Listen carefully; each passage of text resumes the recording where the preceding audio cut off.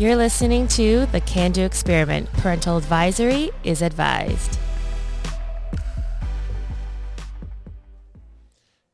Hey guys, welcome back to the Cando Experiment podcast. I'm your host, Cando. And I'm Pete. Hi Pete, how are you today? Oh, pretty good. That's good. So as long as the video works, everyone's going to notice that there's a third party here. This is Connor from Battle Dwarf Productions. How are you doing? Not too bad, man. What's going on? Oh, not much. Just casually hanging out as we do. That's good. Yeah. So for anyone that doesn't know you or doesn't know you well enough, how about you give us a resume onto who Connor is? When did you start airsoft? When did you start Battle Dwarf Productions? Was there something before Battle Dwarf? Kind of take it from there. Yeah, right. So yeah, so far so good.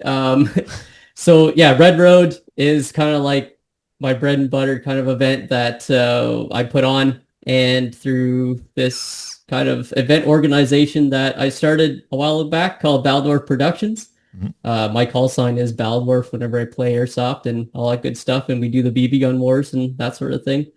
And I figured, you know what? I had some more variety out there for, the Ontario community and abroad to kind of, I don't know, just sort of offer something else, not something better necessarily, just, something else, and that's kind of, yeah, exactly. And I figured, I'd take some of, some of the military experience I learned over the years and combine that with some of the paintball experience I had prior to airsoft, plus the airsoft, and kind of match all that all together and trying to put together events that are, a little bit more realistic and just kind of flow better, so I have like the best of all worlds. Like, I don't completely lack context for, one world to the other sort of thing. At least I don't think so. Sometimes I do though. I totally forget where I'm at sometimes, but yeah. We've been there before. But yeah, that's kind of the premise behind it. Yeah. Nice. And because I've never actually attended Red Road before. Why not? Well, right now I'm looking at the date. I'm looking at the date for this year, and I'm like, "Are we gonna?" It's November 15th. What do you got going on in November? Nothing. You got nothing. No. Work joking, and maybe being in the warmth, depending on how the winter's going to be treating us this year. Yeah, that's fair, man. I'm a fair weather child, unfortunately. Yeah, but Caleb, you played the Winter War Zone. I did. Well, yeah, half played it. Yeah, it was. I was NPCing for that one. It was different. I can run away when I wanted to. It was awesome. I don't think there's going to be snow on the ground where we're at. I don't think so. No? Knock on wood. But I'm not familiar with the area at all, so I have no idea. Yeah, like it could go either way, right? There might be a little bit of snow, or there won't be any at all, and it'll be plus 20. Like it could go either way. It really. I used to do work up north when I was doing countertops, and it really just depends if you get snow early enough. If you manage to get snow, chances are it'll stick around. Like, honestly, playing early spring, you're probably guaranteed snow a lot more than playing in November. Yeah, I agree with that.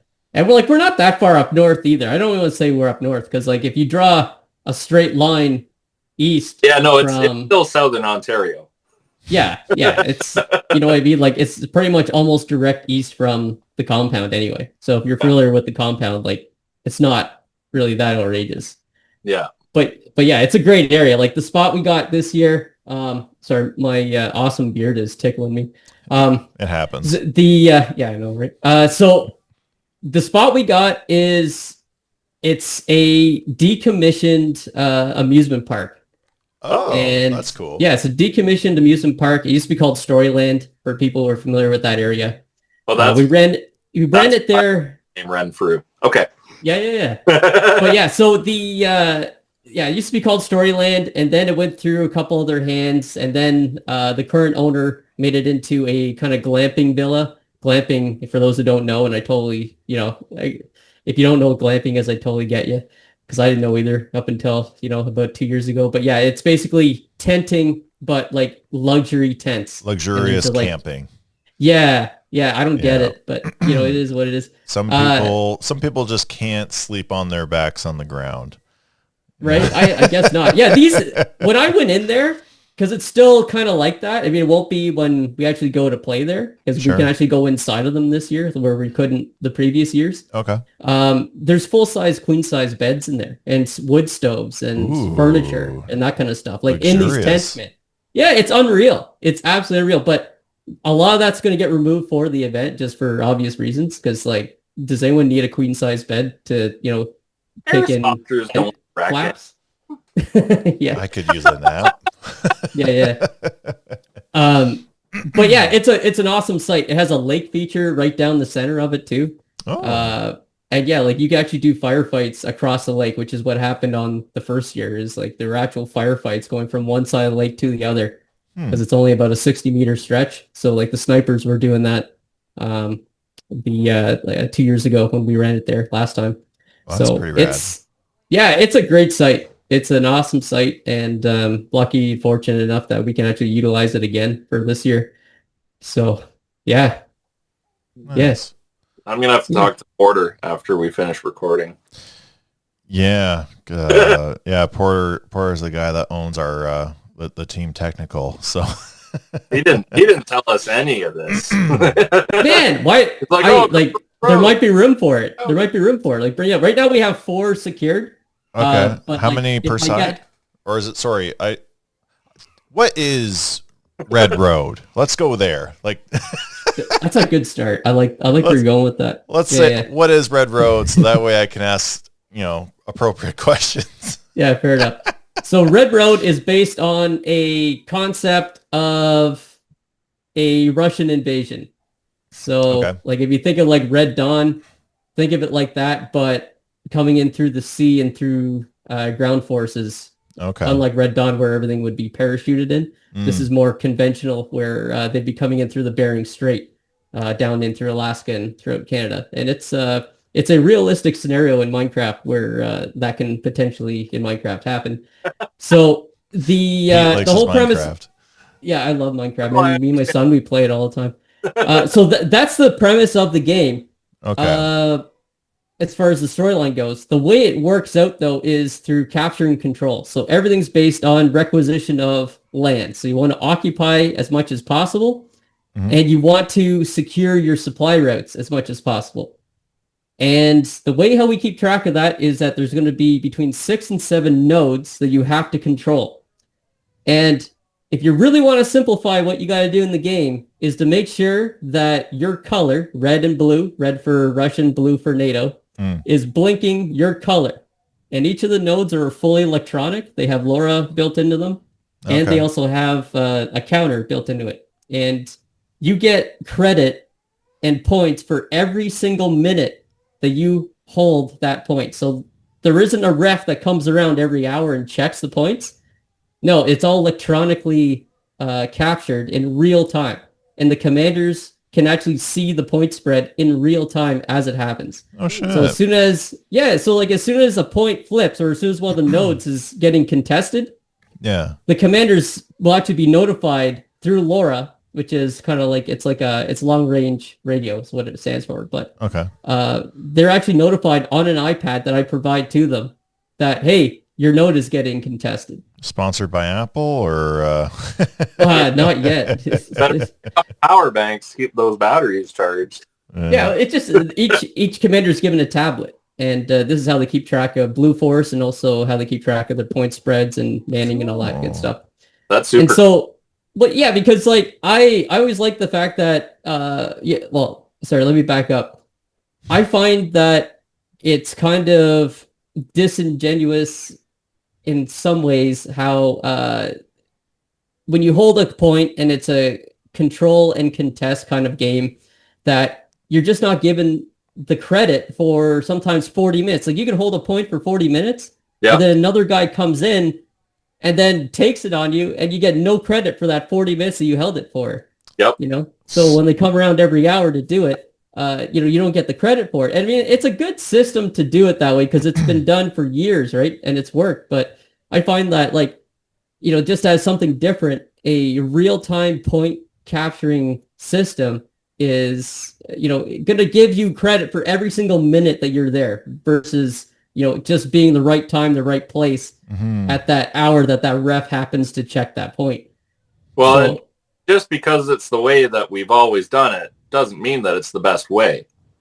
Well, yeah, that's what I thought too. And some people really like it. I mean, doing laps around a facility, it's like, okay, guys, let's just keep holding this until the guy shows up, and then we can stop holding it for an hour, and then. It's 55.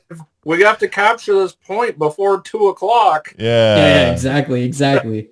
Yeah, so this gives you credit for every single minute that you have possession of one of those nodes. Nice. So that's really key. And so you get points for every minute that you have these nodes. And what it really boils down to, in conjunction with missions, fragos that happen concurrently, not people getting taken out of the game, but it happens concurrently within the whole AO. That's how you determine the winner of that side, is whoever has the most requisition points at the end of it wins the game. So it's all fully transparent. There's no like guy who ducks around, the side of a building and kind of like does some magic math and says, "Oh yeah, it was a real close fight." And yeah. Haven't like seen what those I'm games talking before. about, right? Oh yeah. You know what I'm talking. Everyone kind of does. Like been a few everyone games who where doesn't, it's like, oh, it's close game. It's. Yeah, exactly. Yeah, Let me just finish doing my maths. Yeah, but you know what? To some people's credit, though, they actually do it legitimately, and that is, actually how they do it. Oh yeah. There's only bad ones because there's good ones out there. That's right. Yeah. So that's kind of the concept of it, right? Is just control, capture these points, and people like it because it's simple to understand as far as what they have to do as a whole. Yeah. And then the only complexity to that is the fragos that have to occur as well. So you'll be the commander will be given a mission every so often, and they get a massive amount of points for conducting that mission successfully. So there's all this stuff happening all at once, but if you want to just boil it down to what you simply have to do, and that's control as much of the board as possible. And that's what it boils down to. Yeah. So then vehicles are then on either side of this. Oh yeah. Okay. Oh yeah. Yeah. It's force on force vehicles. The previous year we had 3-on-3 for vehicles. Okay. And another little bit of a unique thing with Red Road is that we use ghost refs instead of conventional refs. I like that. And so the first year we ran it at the Storyland facility, well, that's the first time Red Road had ever happened. I implemented the ghost ref system, and this was new to probably 95 to 98% of the player base who've never even heard of this concept before. So I had an undisclosed number of refs, and they were all embedded with the rest of their teams. The only people that really kind of sort of knew who they were the commanders, and that's because they weren't on their roster sheet. Like, who the hell are you? Just like, and they had to take them aside. Like, just don't worry about Pete.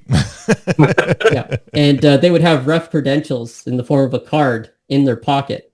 Okay. And it's kind of like you're undercover, and that's exactly what they do. So they go undercover, and they're literally monitoring everything that's happening in their vicinity. And people were absolutely paranoid to cheat, like absolutely terrified. Exactly. It's about time. Exactly. That's Stop cheating, guys. Holy hell. So I know it's been talked about like every single episode. But that was one thing I really liked about playing at the college, because it was invite only and you had to be vetted to get in. And everyone who went there knew that if they were caught cheating, if they get sent home, like that's kind of it. Yeah. Like they're not coming back. And the whole ghost ref system kind of plays on the same thing, right? Like, you don't know where the ref is. He could be the guy standing right behind you. He could be the guy actively shooting you and you're not calling the hit. And guys were caught for some of the weirdest things that were completely illegal. Like, one guy got caught for hucking smokes while he was dead. Oh. You know what I mean? Like, he's on the road, he's dead, and he starts hucking smoke bombs, like one after the other. And then that's not even. Oh my God, that's not even like wiping paint off your mask as discreetly as possible. You know, No. No, I know. That's It's just blatant. My smoke grenades. Yeah, and so what the ghost ref did was after the third smoke grenade that he kind of saw, Yeah. he's just like, hey, just so you know, I saw all 3 of those smoke grenades just go over your head, and Yeah. you're getting a 20-point penalty for each and every one of those. Hell yeah. So he racked up 60 penalty points for his team because of those smoke grenades. Oops. Yeah. That's Yeah, rough. oops. But yeah, and other stuff too. Like the thing is like no hit calling. Like almost nobody is really doing that just because everyone's terrified of it. It's such a hefty penalty to get caught for it. Nice. People just don't want to do it. So that's kind of what a lot of people like about it is the fact that you don't have guys in orange vests walking around at all. It's more immersive too, I find, because everyone has to dress up for this event too. So you have to dress up for your faction. Otherwise, you don't get the unique perks that you're entitled to for your sub-faction. So like on the Russian side, you got like Spetsnaz, you got conscripts, you got, like Russian veteran mechanized infantry, you got Russian motorized infantry, and then you got Russian tank crew, like veteran tank crews. And they all have these perks that they get depending on what they do. So Spetsnaz are allowed to use any variety of weapon systems that they can think of, just as an example. Okay. Conscripts get one buddy medic system. And so like I can keep going on, but like there's others for like the NATO side, like Australians, US Army Airborne as well. Australians are also in this. The Germans are in this too. You'll notice like Canada is no longer in it because as a result of the past 2 red roads, they got absolutely annihilated. Oh no. So they're basically dead. There's no more Canadians left in all of Canada. It's fully under Russian control now. So as Red Road progresses, based on the outcome of those games, determines how the rest of them go. But anyway, all I'm saying is that you have to dress up. Okay. You have to dress up as your sub-faction. So if you don't get the perks. So if I want to sign up as Germans, I should dust off my Lederhosen? Yeah. You know what I mean? Like, You just have to borrow your Opa's uniform. No, we're not going there. I mean, like, we try for realism. We try for, like, as realistic as possible. You know what I mean? But, like, if you want to go out like that, I mean, like, nope, yes, technically. I'm not gonna wear that one. That stays in that's for nice occasions only. Yeah. But, yeah, so it helps with immersion. The whole thing kind of, like, helps with immersion overall, you know, and that's what a lot of people like about it too. That's cool. You know, and it is going to be colder weather, so that's also weeding out some of the more casual players. And there's nothing wrong with being a casual player, but overall, like with this event, it's critical that people, you know, are in the fight for as long as possible because it is a very punishing game if, you know, one side decides to kind of tap out early, you know, so that's why it's absolutely critical. And depends on where you live in Ontario, right? It's a nice hike to get there too, so you want to make it worth the while for the drive up. If I drive a fine total of 10 hours for a game that ends at 9 p.m. because people quit, I'm so freaking mad. So like I'm not going to end it early either, by the way. Like it's a very set time frame that the game will go on for. So, and this is learned from the past 2. I hate to interrupt, but I did get a notification that apparently I have to pay for Zoom, and I'm gone through apparently my free trial. I didn't realize it's a paid thing. So I'm just going to quickly end this here, and then I'm going to just make a Discord call because I got you both on Discord, if that's all right. Yeah, I guess so. Maybe we'll get rid of the 1080p thing as well. It's not going anywhere. Trust me, I tried. Yeah. Okay, so I'm going to stop recording. Okay. Recording stopped. There it is. Perfect. Welcome to the compound, your Milsom Experience headquarters in Ontario. 200 acres of road systems, towns, trench systems, vehicle warfare, simulations, you name it, we got it. Check us out at www.thecompoundevents.ca. Hey guys, this is Mitch from Blackcell. Hope everybody's doing really well. just wanted to drop you guys a quick line to fill you in that we want to invite everybody to join our little community we got going on. Visit us over on Discord, find the link, visit us on Facebook, and you'll see the link for our Discord server. We really hope to see everybody out there, and yeah, lots of news, lots of information coming out that way. See everybody online. Bye. Hi, I'm Michael Mascot, also known as Magic in Ontario Airsoft. I have an airsoft podcast called the Airsoft Experience. If you want the most up-to-date news on anything and everything airsoft, fields, game hosts, games, everything, check us out on all your streaming platforms. Hey guys, it's Keanu. And I'm Pete. And I host the Keanu's Corner podcast whenever it comes out. But if you want some good content and you like airsoft stuff, the Cando Experiment has my seal of approval. Let's listen to these guys and enjoy the show. Okay, we are back. So I'm just going to put the commercial break before that. Yeah, that's a good idea. We're recording again. Perfect. All right. I love it. Fuck. Like, Sorry. So what is it without a couple technical difficulties, right? hey man, You know what? learning curves. It ain't the Cando Experiment if something didn't just go horribly wrong. And here we are, not knowing how Check Zoom that box, works. yeah. And that's my messy ass weight room area. Perfect. I like that. Anyhow, You lift, bro? I lift sometimes, once a week at most, except for the past 2 weeks.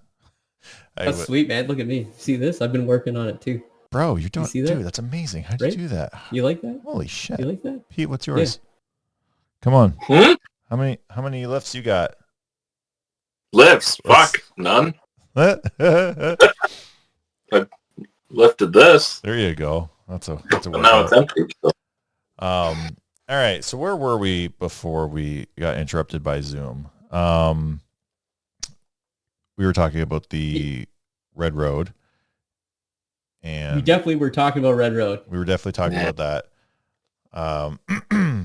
So then, Camos and right, German uniforms. yes, Oh yeah, Okay. everyone has to LARP, mandatory LARPing. Yep, you got mandatory that. LARP. I like that. Yep.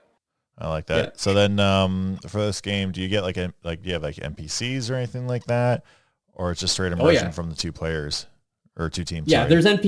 there's NPCs as well, and Okay, they cool. facilitate a lot of the Frago missions that take place within the AO. Nice. I have a lot more this year than I did previous years, so it'll help out quite a bit. Nice. So players kind of Yeah. like stumble upon the mission, or commands are kind Well, of told. in my You might. like in my missions, I kind of like to sort of teach someone something if I can, or at least make it so that some people get something out of it. So like one of the Sure. missions was you had to learn how to trilineate a radio signal. And so there is a bogey radio signal Okay. being generated somewhere within the AO. And I said, you have to find it. And they're just like, well, how the hell do we do that? It's like, well, I'm going to show you.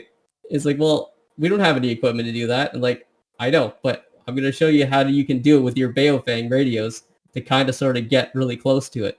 Okay. And they're like, really? It's like, yeah, I'm going to show you how to do it. So I show them like the method where you hold it really close up to your chest, and then your body is absorbing a lot of that radio signal. And then you're basically going to have someone standing to the left and right of you to try and box that in. And you just start pivoting and moving it around until you get a really strong signal. And then you kind of sort of have about 30-degree arc of where that is coming from. And you just keep going. Go in And that you do direction. another test, and you do it again. Yeah. Oh, Yep. And so Look at like that. a lot of people learned how to do that, and it was kind of neat. And you know what? One team found it within about 20 minutes, and the other team came so dead close to it, they almost stepped on it before they found it. Yeah. oh But shit! they came so close. Yeah. They was like, I had no idea you could do that. It's just like, yeah, a little secret stuff like that. But That's cool. there's better tools for it, of course. But you know, it just shows that you can do it with a Baofeng kind of, sort of. So yeah, it's just like stuff like that. I like to sort of mix in those with the missions as well. Nice. See, it's never too late to learn something, even when you're getting shot at. That sounds Yeah, way cooler than I don't know, cooking a burger for one of the game hosts while getting That's a attacked. mission? Yeah, that was a Frago mission one time. That was bullshit. That was a Frago mission at a game that we didn't go Just taking a note here. To Yeah. get that for mine. Make it a grilled cheese instead, so you're not copying. Yeah. I can cook a mean grilled cheese sandwich. But Yeah, especially at night. yeah. Well, flashlights, right? That's why you got nods. Nods is for daytime, Exactly. and then flashlights for the nighttime. Yeah, exactly. It's the only way. Couple It's the only stuff in way my to flip pocket. burgers and stuff, you know. If you're not day noodling, what are you doing? Exactly. Yeah, exactly. Yeah. Yeah. But yeah, it's just like cool stuff like that I like to implement. And I think a lot of people, I don't know, just overall, they seem to have a really good time, I find. I have a good time running it too. Yeah, especially at that facility is just, it's like the perfect environment for that. But it's super punishing, eh? Like, I keep getting made fun of this every single year, but like my safety briefings are notoriously long. And it's for a reason, right? Like It's good you to be can safe. literally, you can get seriously hurt on some of these areas. Like, and Well, because I do like take them it's off. not just a paintball field or an airsoft field, right? Like it's a property. Yeah. It has a lot of hilly topography. Like there's a lot of defilade and unfilade. Yeah. Like there's cliff areas too. So like there's some areas where like, you know, at night especially where, you know, if you get too close to where those cliff areas are, you know, like yikes. That's serious injuries, right? But Watch on where the you're other going. hand, it's a super sweet piece of property.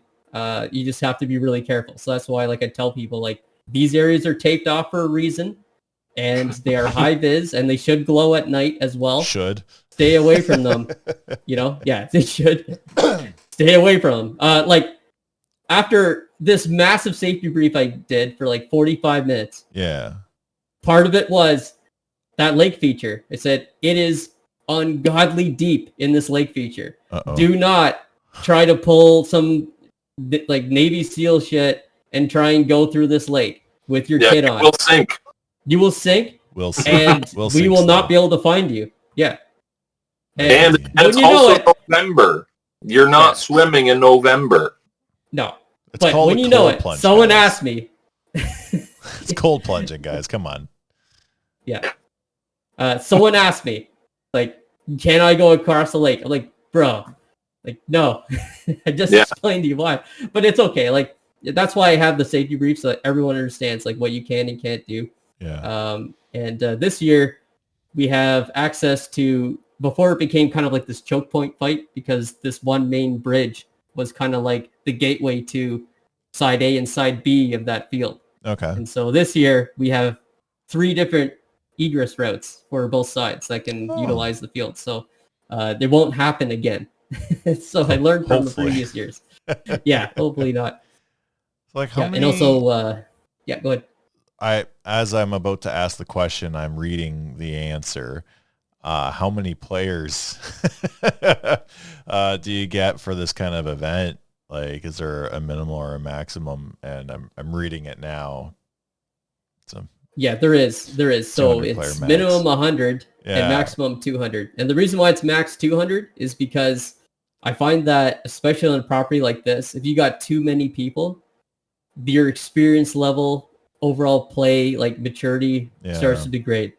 And this field is not something that you need, that you want to have a lot of amateurs on. I mean, like, I welcome them 100%. It's just, it's nicer to have more of a maturer player base for this type of event, especially on this property. And I think it will lend itself pretty well to have like those min and max caps on it. I think any field, whether it be, you know, your typical walk-on Sunday games or an event like this, every field can be oversaturated with players. Like PRZ for a prime example, right? Like we've played there how many times and went from a game where it was 30 on 30 to a game where it's like 250 on 250. Like it's vast. Yeah, on 30 was the best. Yeah. Best Yeah, game there's I've a happy medium. on 30. Yeah, 30 on Yeah, 30 absolutely. was the best. in my opinion. It allows you to maneuver on the field without constantly thinking, oh, we're going to run into somebody as soon as we turn this corner. Yeah. Gives the players a chance to actually play the field.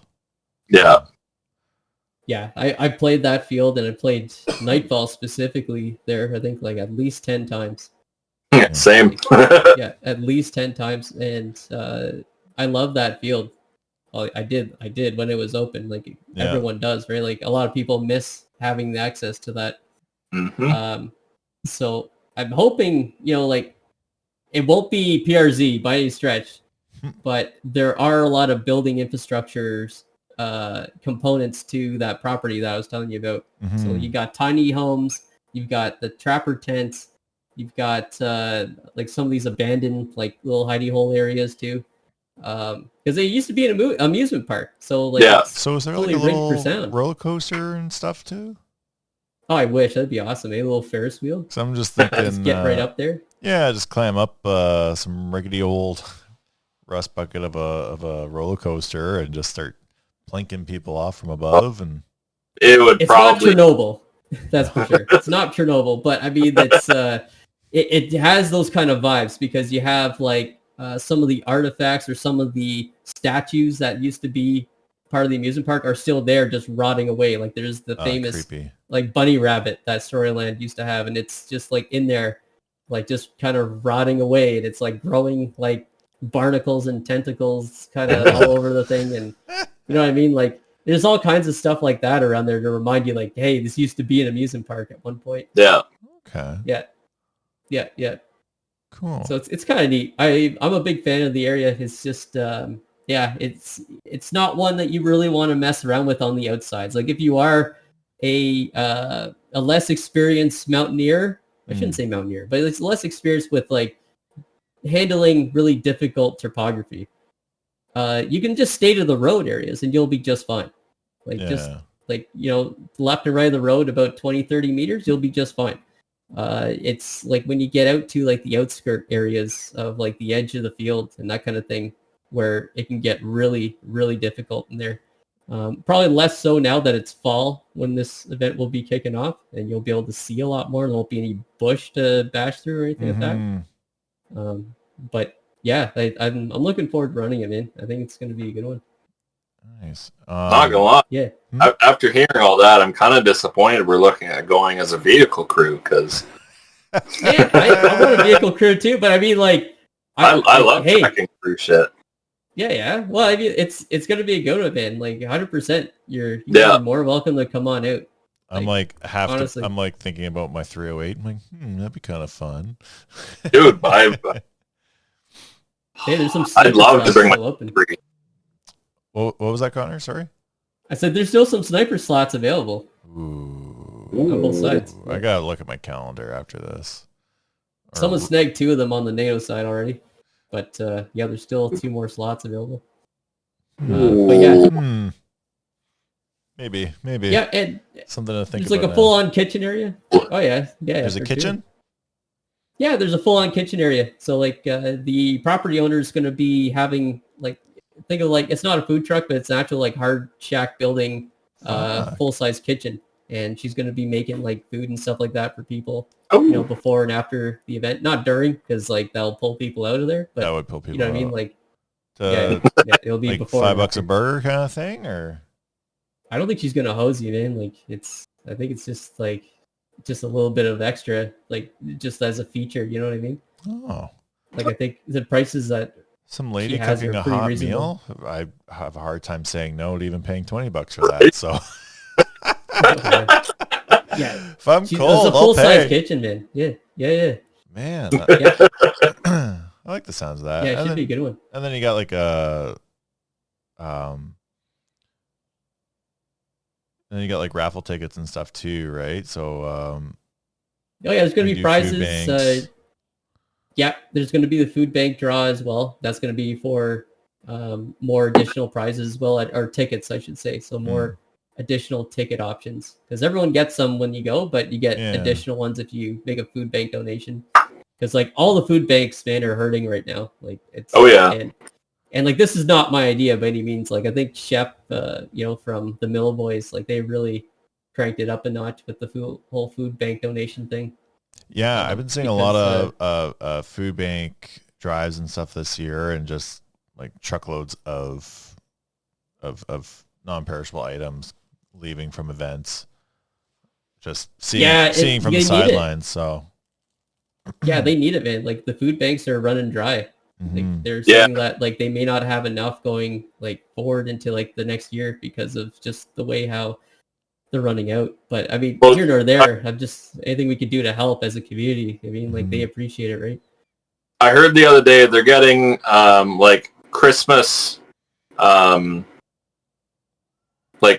attendance now already without Christmas donations. Yeah, right. Like, everybody donates to food banks around Christmas time, but like they're getting that kind of traffic, and it's not Christmas, and they're not getting those kind of donations at the moment. Yeah, you're 100% right on that. And so that's why I think like I think it's important to do food bank donations. If anything, I mean that's any charity, right? But specifically the food bank one, I think is absolutely something that everyone can kind of help contribute to, and it really helps people directly, like immediately and directly. So yeah, it's gonna be good. Like we have some sponsors too. Like we got Niagara Quartermaster, we got OPS is sponsoring it too, and a few others too that are. I'm just waiting to get their confirmation, but yeah, we're gonna have lots of prizes nonetheless. Like it's gonna be quite a few prizes for this one and incentives for people to bring out food bank donations.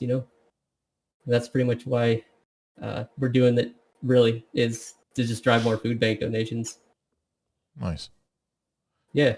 I really hope that it turns out really well then for attendees to the game, but then also the food donations as well. And then maybe people should start thinking about bringing more food items to every game they go to. 'Cause it almost seems like every game this year has had some kind of food drive going. Yeah, and I think it's a good thing. I think it's a trend that we should keep doing. I like it. I mean, how much is a box of Kraft Dinner or jar of peanut butter or something, right? Like, yeah. Not much more than than the kit that people are wearing, right? So yeah, true enough. And I mean, like we can all afford to take time off work and spend $100 plus on gas to drive out to a game that we paid, $80 to $100 for, and then we bought food for ourselves for the whole weekend and beer. I think we can afford to spend, $10 on food bank items. Yeah, it's if you can, you can. If you can't, then it's okay. But it just gives people another incentive to get more raffle tickets and win some cool stuff. Like I think I donated a whole bunch of like non-perishable stuff to what was it? I think it was No Flag. I think it was. I donated all kinds of it. Year? And I got like that was the Night No Fighter. Flag 2. Well, that was the one where the tornado ripped through, right? That's No Flags was Andrew Mitchell's game. Right. Yeah. I saw the aftermath of that when I was at what was the first game of the compound that we went to this year? Gunrunner 2. That was Northern Thunder. Yeah. Our CP was like 40 feet away from where all the pine trees got pulled down. I'm like, what the hell happened over here? Oh, and why are you setting up your tents under those? Yeah. Oh, it was unreal, man. Like when Magic posted those photos of all the trees down and stuff, like I messaged him and I was just like, I'm gonna be out there to help out because like this is like I can see all the work you got ahead of you. So I didn't realize I was on the field. Like they said, a tornado touchdown nearby. I'm like, okay, like where's nearby? I didn't realize it was 200 feet outside of the playing area. I was gonna say 2 feet to your left there, Pete. No, it was right there. I was talking about the ice storm that they were having like before. Oh, that too, right? Off. Yeah. Oh, yeah, that's what I was talking about. But yeah, the tornado did some damage too. Up there.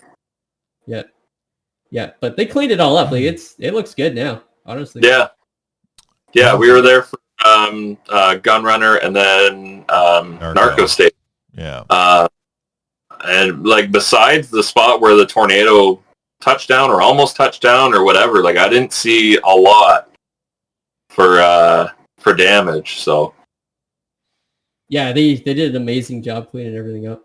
Like it was pretty quick, and I really like that field a lot. I think it's good for a lot of the events we run. And, it's difficult at night. Yeah. It's difficult at night, like just because I don't know it well enough, right? Like PRZ, I think I played 28 or 29 games there, and I could walk around without a flashlight at night with no problem. But man, like put me at the compound at 11:30 at night, I'm fucking used. Well, it's the tree canopy. The tree canopy sucks all the starlight out. Oh yeah, it does. So. I've got a thermal on my gun, and even then I'm like, Caleb, where am I going? Yep. Yeah. So, Night vision is definitely helpful. Yeah.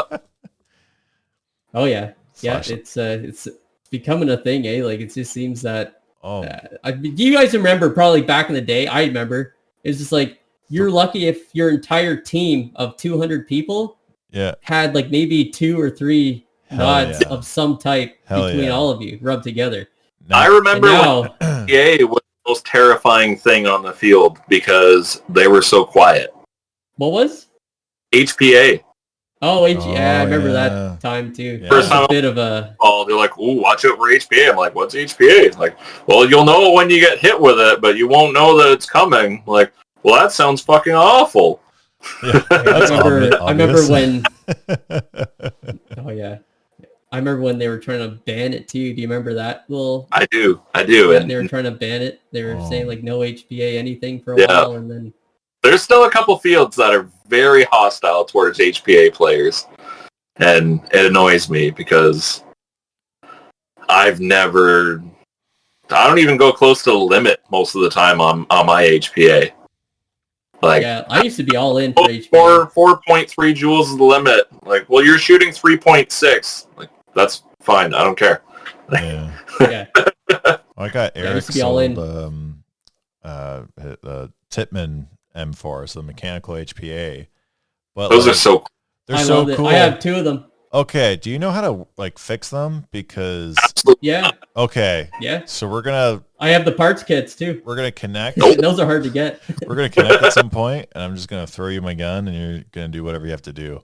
Because it's like I absolutely love the idea of a mechanical HPA system like that, and I want to run it because it's fucking cool as hell. But yeah, every time you know what it is? Huh? You know what it is? I know it's in a box up the shelf. No. I said, do you know? I meant. Sorry. Let me rephrase. Yeah. Do you know what the Titman M4 is essentially? Paintball gun. It is. Yeah. It's the custom 98 paintball gun flipped upside down. Upside and down. miniaturized. Yeah, that makes upside down and miniaturized. Yeah. I had the Titman 98 custom as a paintball gun too. Anyone who played paintball had a Titman K98. Oh yeah, it's got like a bit of an aside, but like the Browning BAR.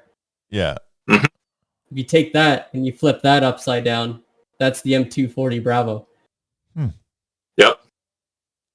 It's just with feeding pawls and belt fed. Okay. But anyway, they kind of sort of did the same thing. They just basically took the 98 custom paintball gun and they miniaturized it and then made it shoot BBs. I mean, like, it's a solid, proven design. I mean, if it works, it works, right? Yeah, exactly. The only finicky part is that using the RT trigger, which is the response trigger, is what that stands for. Okay. And it basically, it's not truly semi, and it's not truly full auto, because every time you pull the trigger, you're actually actuating a piston, which is the trigger, and it shoots your finger out. So every time you pull the trigger, it's shooting your finger out, and you don't even realize it. Oh. So when you go to pull the trigger in full auto, you don't realize it, but it's actually kicking your finger like this. Okay. And you don't even see it.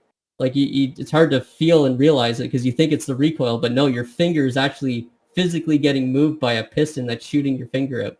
And then as you squeeze, you're resetting it. I never knew that. I've And that only was played it from the paintball guns. I only played that gun one time years ago, because that was the Blackcell's Dark Zone redo game that they did early April a couple years back. Oh, And the because fucking it was so spring. cold out, everything, like all batteries of everything just fucking froze and died. So I'm like, this is the only thing I have left. But it was so inconsistent shooting like jewel wise and stuff that I'm like, I can't play this thing. So I haven't really touched it since. There's lots of cool tricks you can do. Like there's tricks like the straw mod. That's a cool one to do. The TDC hop up system. That's another good one to do. You can get them to be very close to like pneumatic HPA setups, but it still will not be as accurate as like a closed bolt system. It will not get to that point. It's too turbulent, but it isn't really a deal breaker to most. And the longer barrels do help, and doing all those mods like I was telling you about do help too. The thing I like about it is that it fucking clinks around, and it's loud. It's so much fun. It's cool. It's obnoxious. Complete opposite of most HPA systems, right? So, like, I'm not using it to be quiet. I'm using it to go swimming and still shoot at people. Not at Red Road, though. A little bit of an aside is No at work, we were actually, I was the head guy for pitching this anyway, but we were trying to get those Tippmann M4s procured at our unit to do the kill house training with instead of simunition.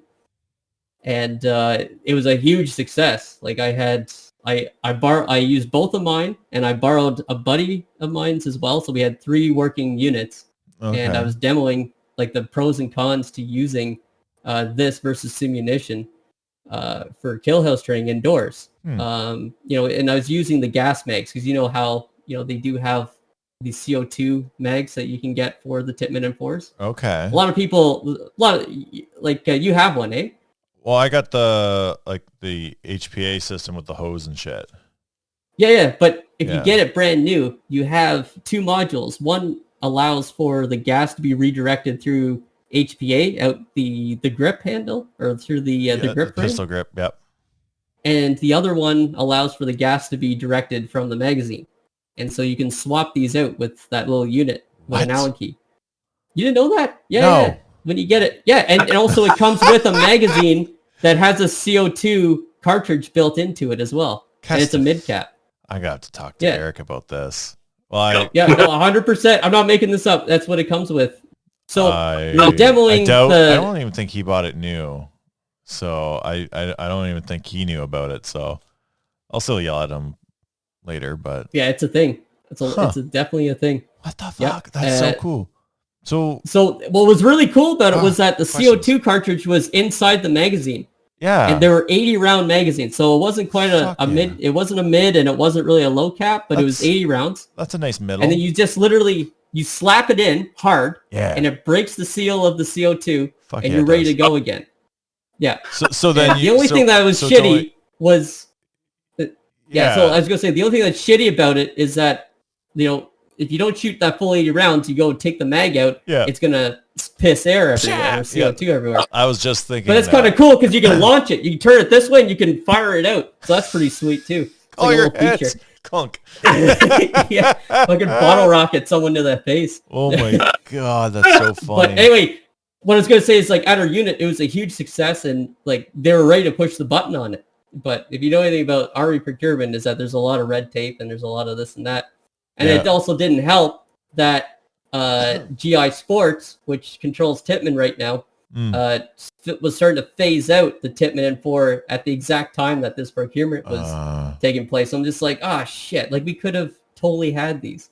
So because go ahead. Sorry. So like those mags then and like the adapter, are they still like, can you still get them? Or is that long gone? I think it's all unobtainium now because they discontinued everything as far as I'm aware. Damn. Yeah. Like, I think I'm the only person that I know that has parts kits. Huh. And it's just, I only bought parts kits because I know how these things go. And, you know, when they discontinue something, you're stuck if you don't have part kits. Yeah. So, but yeah, it's definitely a thing. The CO2 mags, used to buy them in like boxes of 10 or 5 from, I think like Badlands was one distributor of it. And then I couldn't get them. I was trying, man. I was trying to get it through Badlands because they are the distributor for GI Sports in Canada. And they're just like, yep, it's unobtainium now. It's like, God damn, it sucks. What a missed opportunity. Oh, yeah. Yeah. Well, I'd be like for a unit too, because like CQB is a diminishing skill set. Like, you don't do it all the time. Like, you know, you start to lose it a bit. So simunition is, you know, it can be a pain in the ass to set up because people don't know this, but like simunition has 2 different types. There's indoor and outdoor. And the reason why it's indoor and outdoor is because the primers are mercury free or with mercury. And anyway, I'll let you fill in the blanks as to kind of how the military does things, but you know, it's not necessarily the safest thing in the world, and you start to get headaches and everything else indoors when you shoot them. And take an aspirin, you'll be fine. Yeah, so like if you run airsoft, yeah, like if you run airsoft, like it's not that big of a deal. Yeah, you know, you can shoot, you know, as much as you want, and you're not breaking the bank because each shot is, you know, about $2 a pop, you know, at retail for these things. So, you know, especially if you have a certain allotment of a budget that you can spend on stuff, you know, it kind of helps if you don't have to break the bank doing CQB training.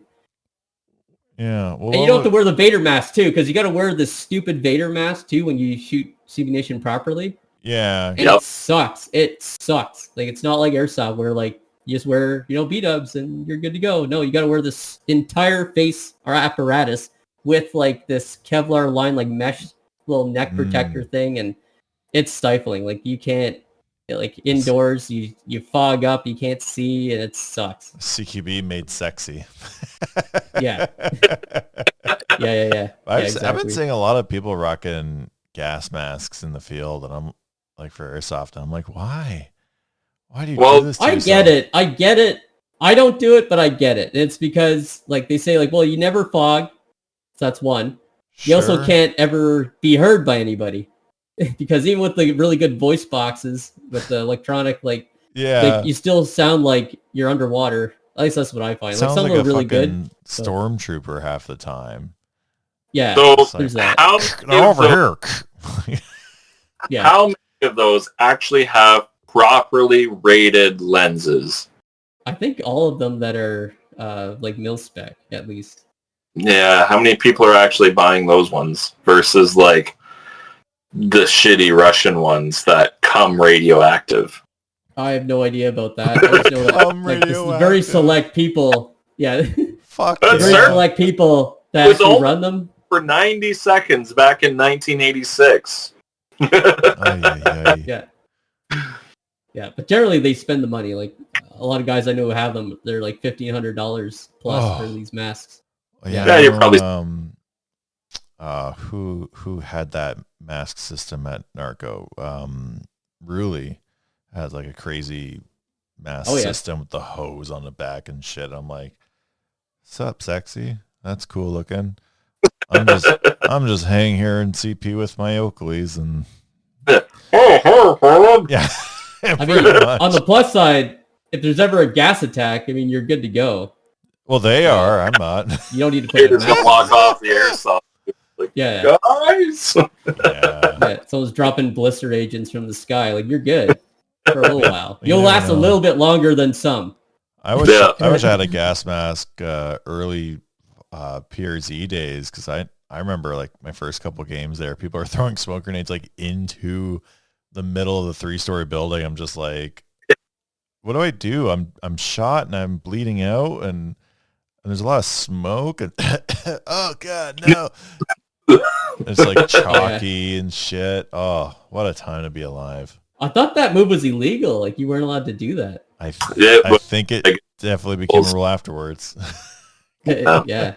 Someone's got to set the safety standard, eh? Yeah, you know, just one game at a time. That was Well, the issue is when you're on the first floor and somebody throws it against the building in front of a door or a window. Yeah. I didn't throw it in; it just rolled in. Yeah. Right. Yeah. Absolutely. Absolutely. Oh, and I was running, and then it kind of came out of my pocket, and somehow the safety cap fell off, and someone pulled the pin, and it just kind of fell into the second story window. I don't know. It's a comedy of errors right there. Holy. National Lampoon's Airsoft, baby. Surprised the pin didn't get thrown too. Right? Yeah. Well, I'd rather catch one of those in a stairwell than 18 tag grenades like that one Nightfall. Someone threw 18 tag grenades at you? Yeah, because... Or went up on the third floor of 3-story with a hockey bag full of tag grenades when they first came in Canada. Yeah, good times. And they drop a grenade every like 30, 45 seconds or so. Yeah, but like only 2 or 3 of us were dead at the time. So it was a squad of 11 people. It's just like, all you hear is ting, ting, ting, just cover your ears. Oh! And Boom! Yeah. And then just carry on. Yeah, everyone else was on our team was smart enough to just be out of the way. Watch ground floor landing as the 3 of us got continuously grenaded. Yikes. Yeah, I wore shorts that game and then got yelled at a week afterwards. But fucking one of them went off right behind me and scratched the back of my leg. Damn spoons. Colin's gun almost got blown out of the window. Oh yeah. What do you guys think of those new supposedly safe Tag 67s? What do you guys think of those? The green spoon ones?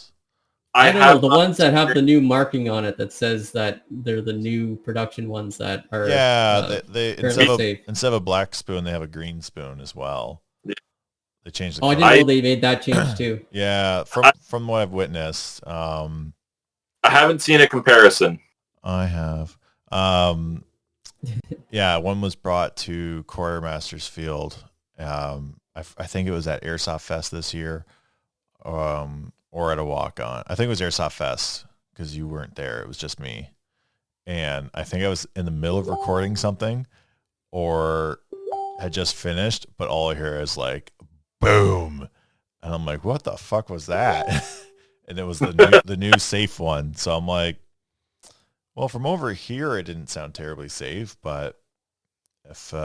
Did you talk to Simon? Because I just spoke to him today on the phone, but did you talk to him about his experience with those new tags? No. The Tag 67s?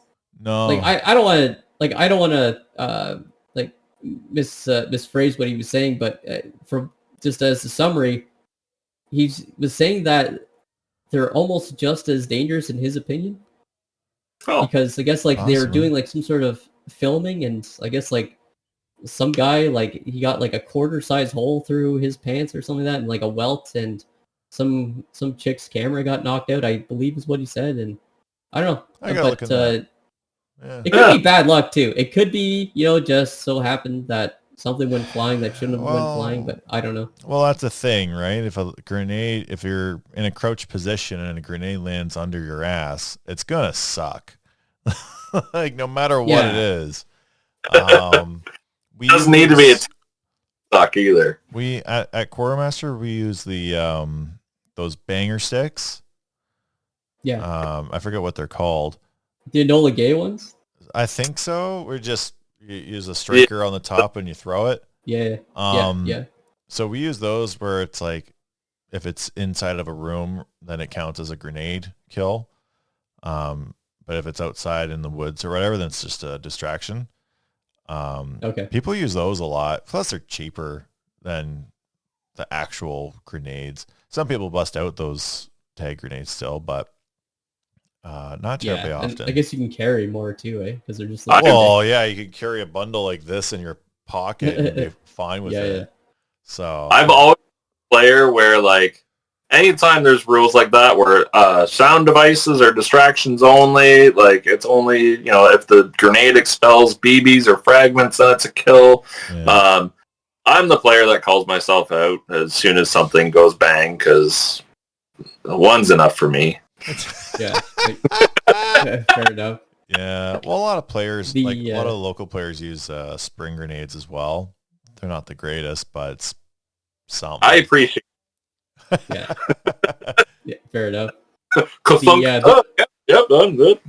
The rules for Red Road is if it goes off inside of a building and it's a sound-producing grenade, so also known as it goes bang, then everyone in that room is dead. Yeah. It's just that way it cuts back on, oh, well, there's no like little pea that hit me in the foot. Oh my lord. Yeah. I was hiding behind the bathtub. Yeah, I was behind a plastic sheet and didn't hit me. I've experienced those issues before. Which game was it at PRZ, Caleb, where we threw like 18 grenades into the same bathroom and the dude was hiding in the stall claiming that he wasn't getting hit with anything? I feel if I say it one more time, we're going to have to start paying for it. Nightfall. I've never seen so many players throwing grenades. I think that was Nightfall 8 or something. We chucked so many grenades. It was like 12 of us. People outside the door waiting to throw their grenade because this guy wasn't calling it. Yeah, and then another squad comes up the other stairwell and then shoots me in the back and was wondering why I was there. Fun. I'm like, damn it, dude. It was the game. What's that? It was like 5 minutes into the game. Like there was the enemy players was off 4 and somehow our own team shot us. Yeah. That's every year. Oh man. But yeah. Whatever. Grenades, eh? Fun times. Blue on blue is probably the best fun I've ever had. Yeah. Not gonna lie, I'm not a big fan of the big grenades now. What do you guys think is like the biggest superpower in airsoft right now? Like what's the one thing? Terrify the fuck out of me. Caleb, did you witness my fumble? Yes. Your what? My fumble? Pete did a fumble one time. We were approaching at PRZ along the South Road. We were approaching the gym from the west side. And I was on the south side of that road covering Pete and Jamie from Blackwell. They kind of looped up and around to then Pete crawl under the window to then toss a grenade through it. There was players in those windows. When Pete went to pull the pin, the spoon was on his thumb and pushed his thumb off, and then he dropped the grenade. So he is now scurrying, looking for this grenade, and he finds it, hucks it, and the moment it goes through the window, boom! And I'm standing there looking at him like, what the fuck is wrong with this guy? Almost legit guy. Like airburst round, eh? Oh my lord! It was a straight up airburst. It was Connor, what was your question there again? Oh, I thought you were describing what I was asking. Oh, I was asking, what do you guys think is the biggest super weapon in airsoft right now? Super weapon? I would say the overuse of grenades for sure, because it makes a lot of players timid, I find. But then the thermal overlay. That's what I was going to say. Has been coming crazy. Oh, the Codys. Yeah, like any thermal use nowadays is getting out of hand. Like, fucking being a player who's used thermal for the last like 7 years, 6 years.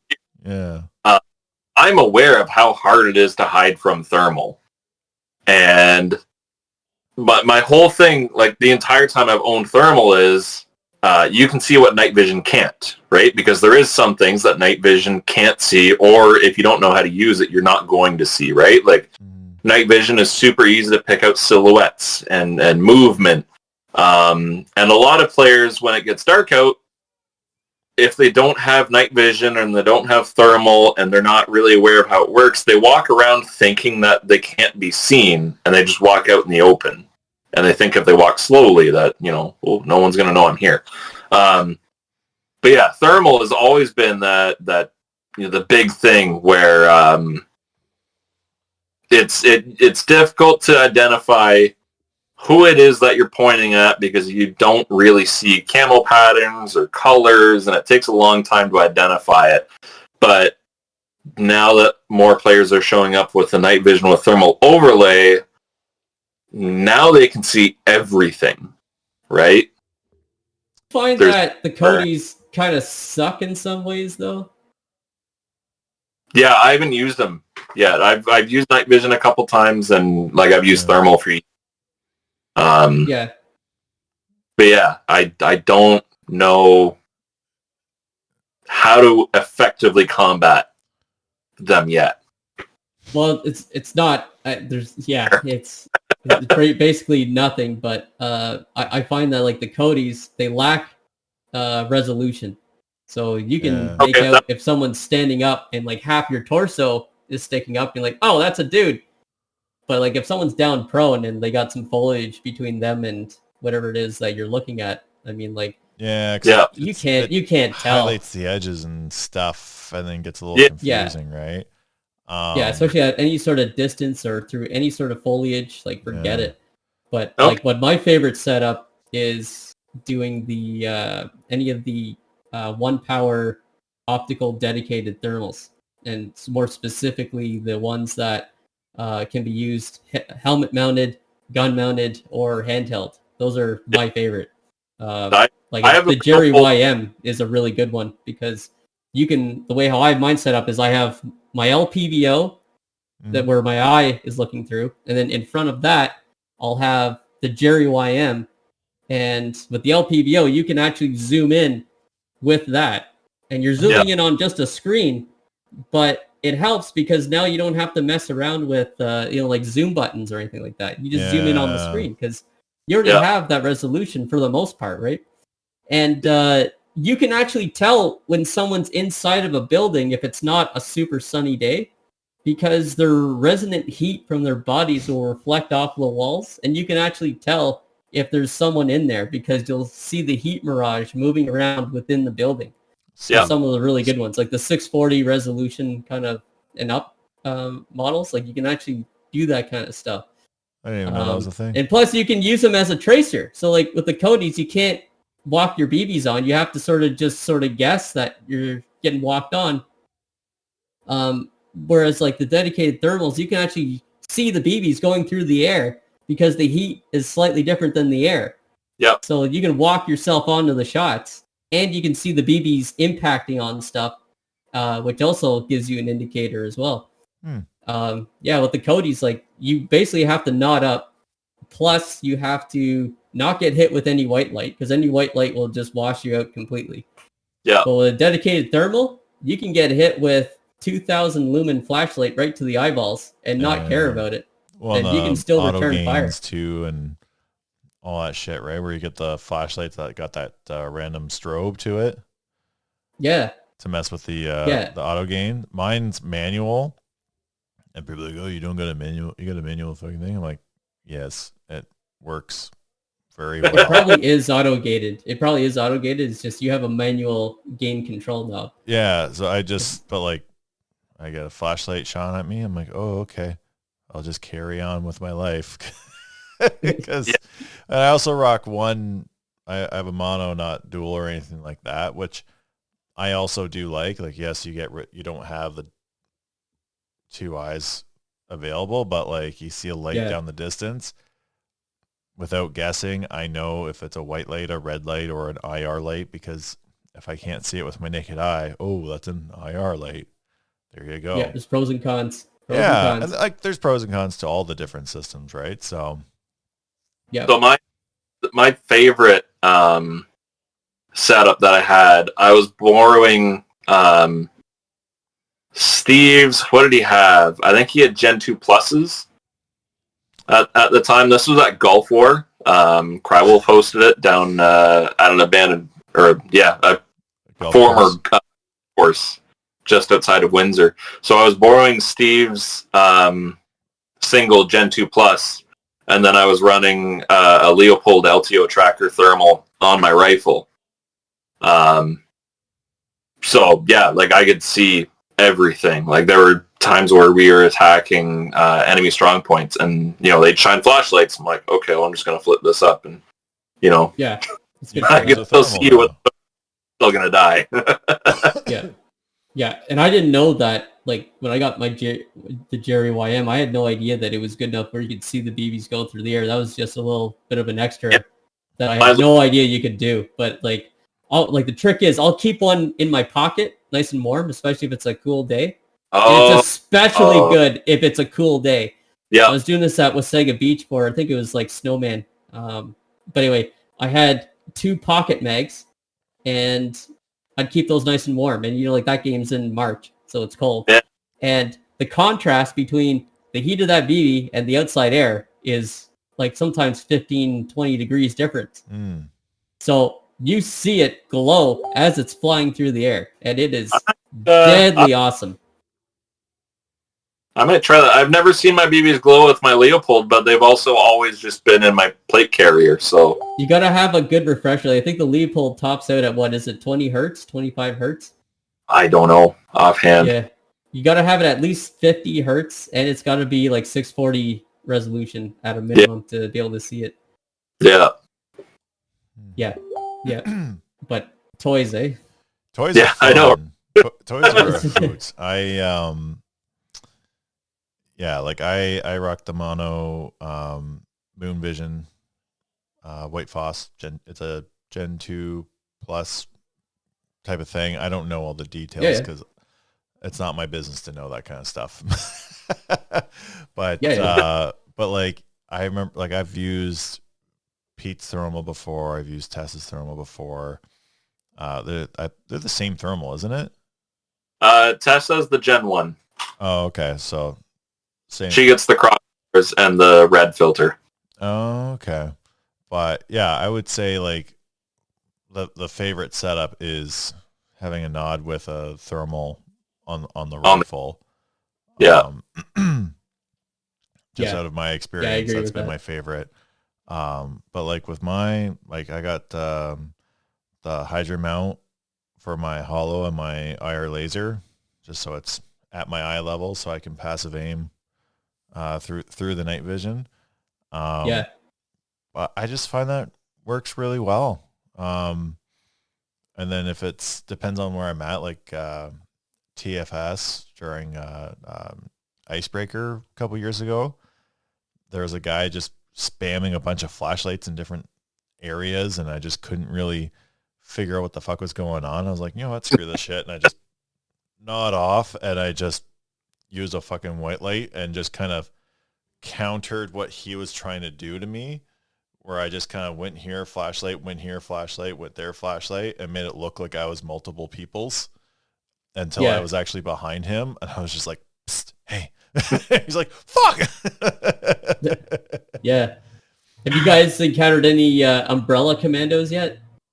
Umbrella commandos? Oh yeah, this is a thing, man. Oh no. Like Raccoon City style? No, like part of the meta to defeat thermals, and there is some validity to this, is that your standard umbrella will defeat thermals. Hell because yeah. You have standoff between you and that, and it's also polyethylene. So plastic it defeats the thermal sensor really good, especially when you're not touching it.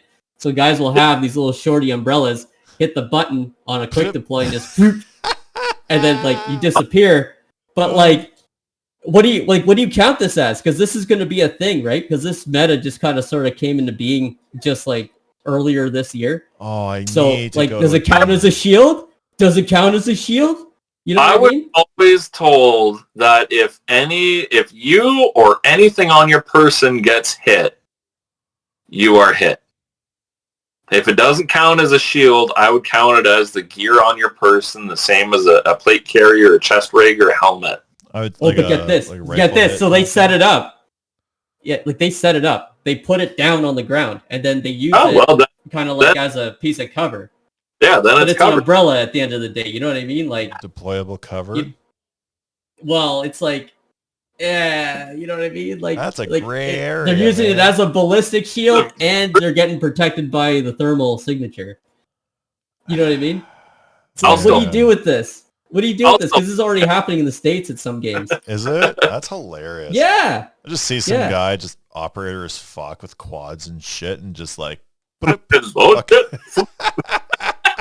they're making umbrellas, man, at a multicam specifically for this purpose. I shit you not. Yeah. That is ridiculous. Yeah. I gotta do some research on this one now. That's funny. Oh, just get an umbrella. That's it. Just oh my god. Get an umbrella. It does work though. I don't think if I had enough thermals up here to really. But you know what though? It does look like an umbrella. Like when you look at it through half decent thermals, like it does look like a fucking umbrella on the ground. Get some burlap on there and you'll be fine. Ooh. Yeah, I guess you do all kinds of funky stuff. Gilly up a fucking umbrella. Yep. Have like a little porthole through it. Yeah, get a little viewport to it, and if you do it upright, you could be like the penguin and start twirling it around. Start shooting some BBs through the tip of the umbrella there. Stop giving people ideas, man. You're gonna ruin this whole sport. Make it a blow dart, guys. Make it a blow dart for me, please. I'll put an umbrella on the end of my shotgun, Caleb. How about that? Perfect. Make sure you cut a hole first, though. Yeah. Oh god. I don't even know what to do about it because I know for a fact I'm probably gonna see it at like my game and it's like, is it a shield or isn't it a shield? And then I actually will have to explain what this thing is, and I don't know, man. What do you guys think? Well, how big of an umbrella are we talking about? We're talking it's like a standard umbrella, like the big it's golf ones, or like the little ones that go like this big. You know what? It's airsoft. You're gonna see every single shape and size. So I would say if it's the small, like the tiny guys, it can only get so big. Like it's not gonna cover more than a third of your body. So then, like, use it as a riot shield, if you will, and then anything bigger than just a deployable cover.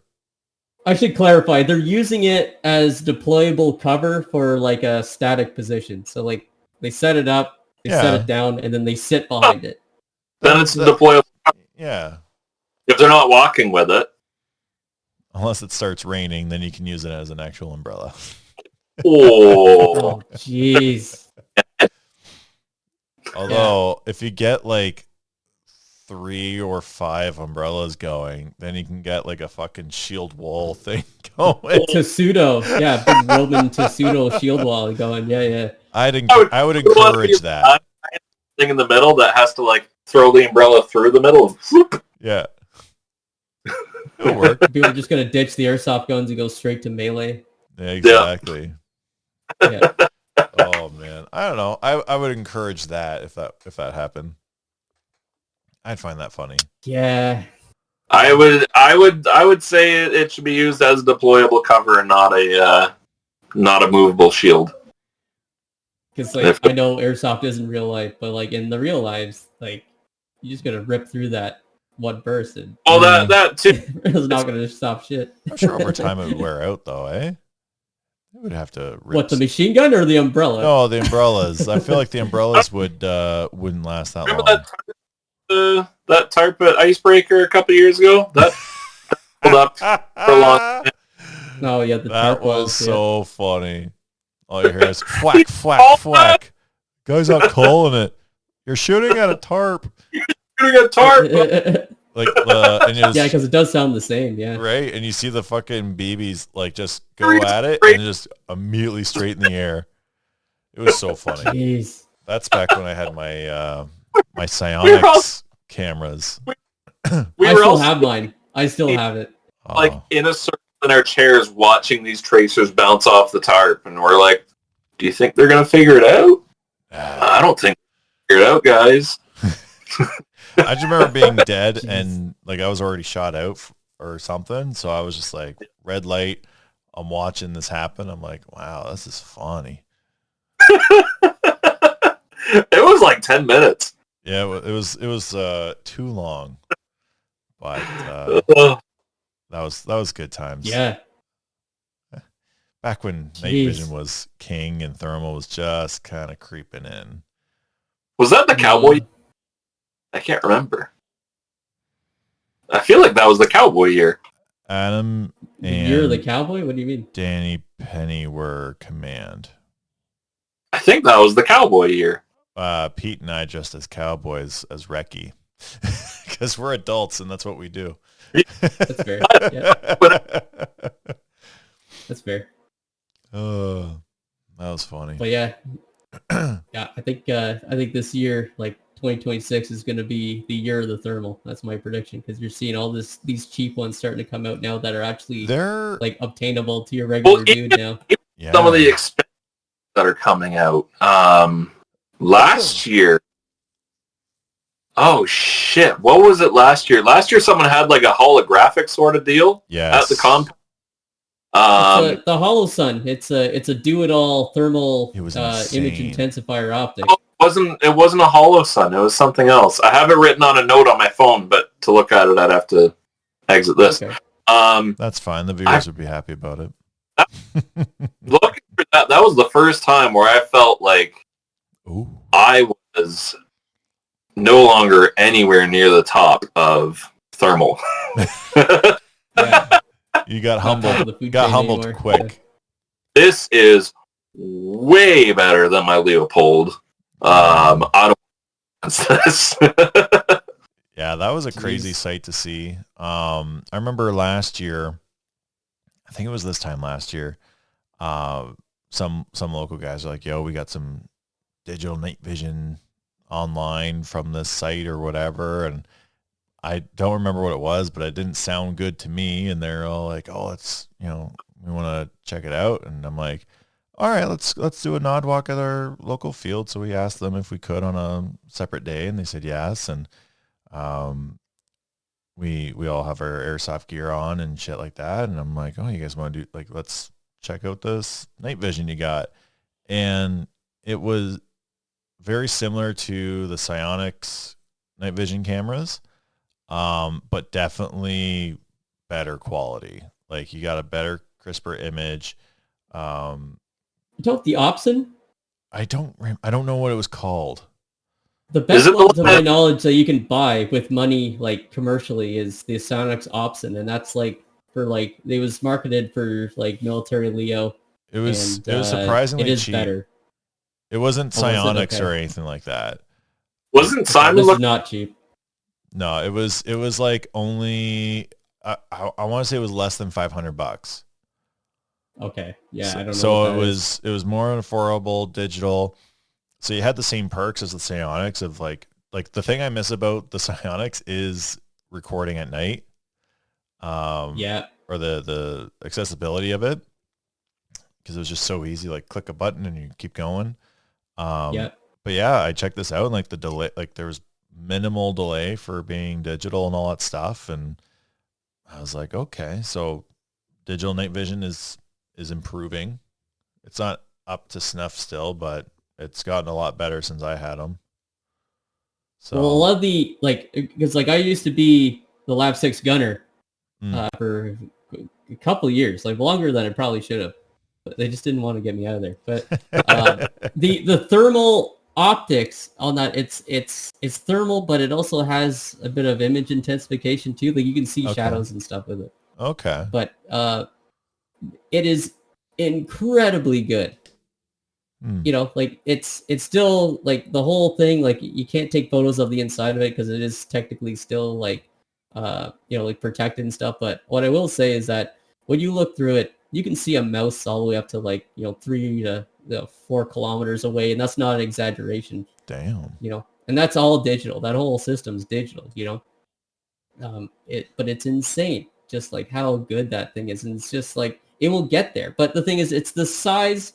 Like, the whole unit itself is like the size of a large microwave.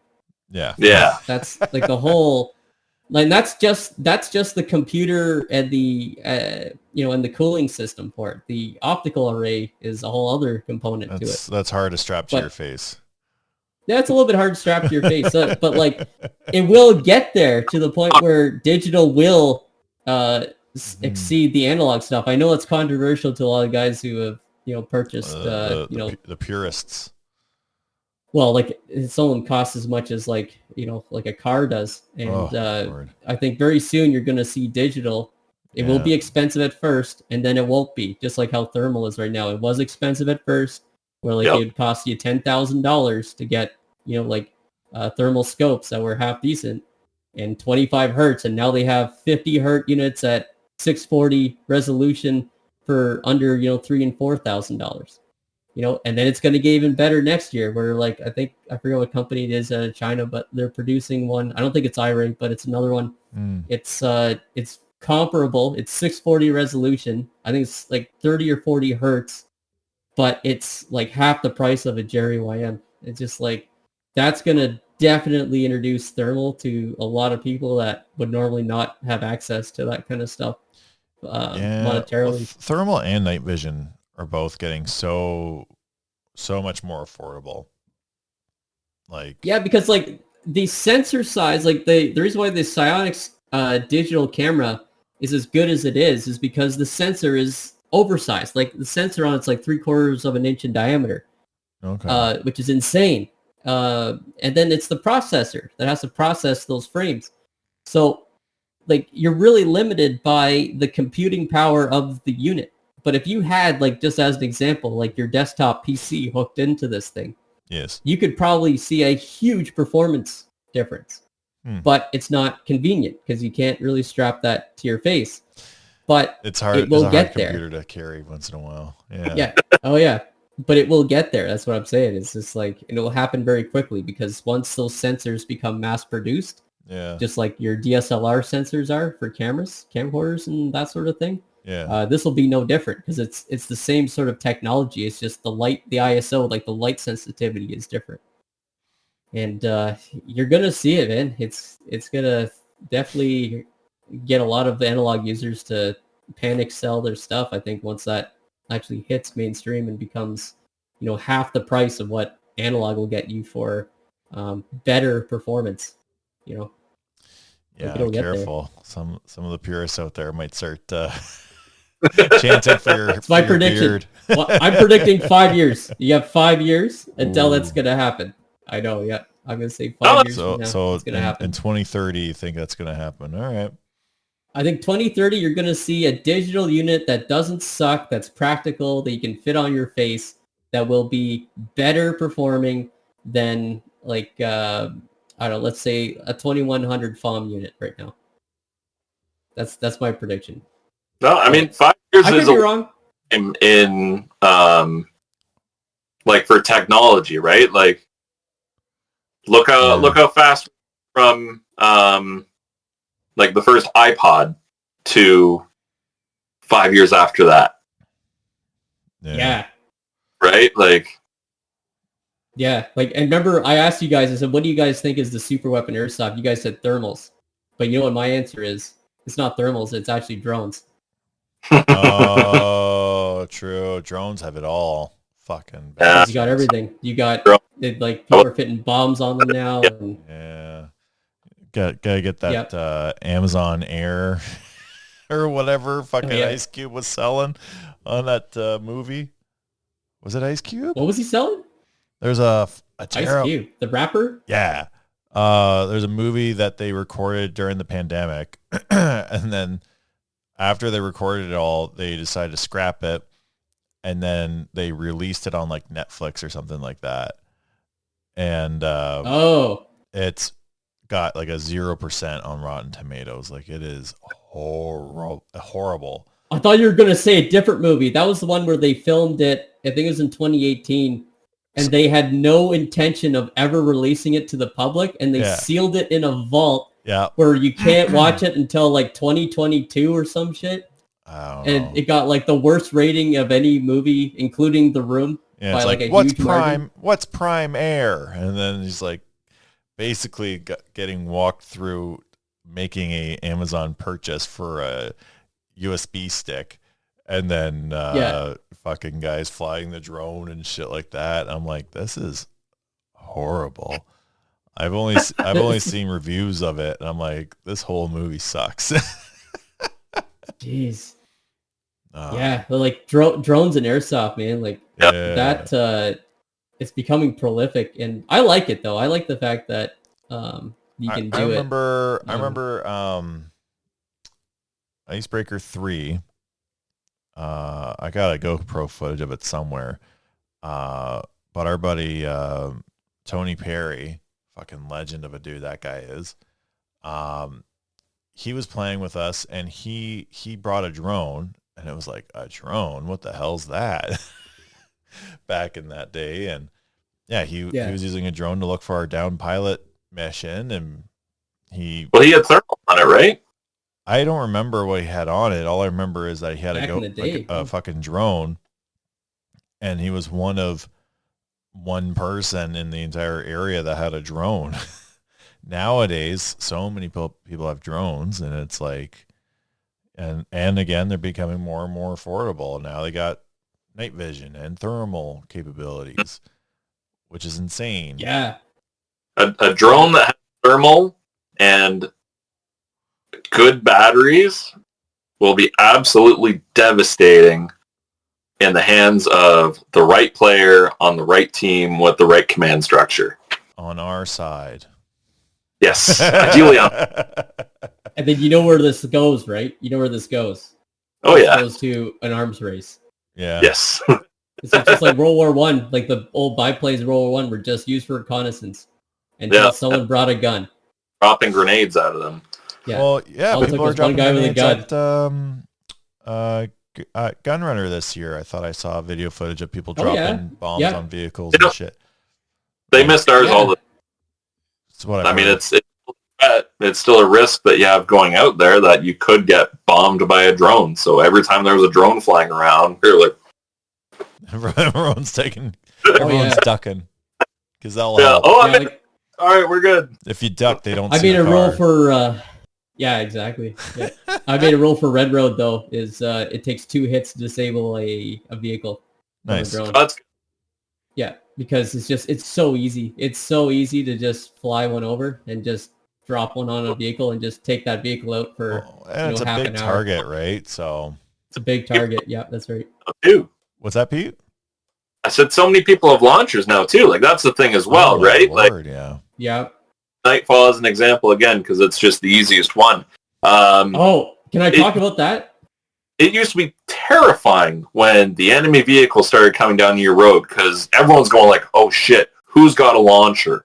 Right? Yeah. And like 3 people on that side of the field, and 2 of them would be dead.